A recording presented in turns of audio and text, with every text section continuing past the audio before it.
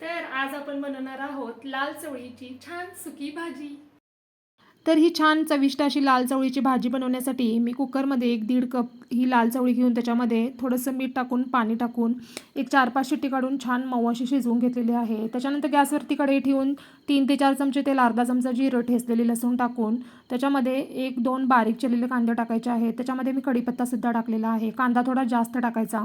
त्याच्यानंतर आवश्यकतेनुसार मीठ टाकायचं आहे, कारण चवळी शिजतानासुद्धा आपण मीठ टाकलेलं होतं। कांदा भाजला की त्याच्यात 1 टोमॅटो बारीक चिरून टाकायचा। टोमॅटो मऊ झाला की त्याच्यामध्ये पाव चमचा हळद आणि आवश्यकतेनुसार लाल तिखट टाकून फोडणी परतून घेऊन त्याच्यामध्ये शिजवलेली चवळी टाकायची।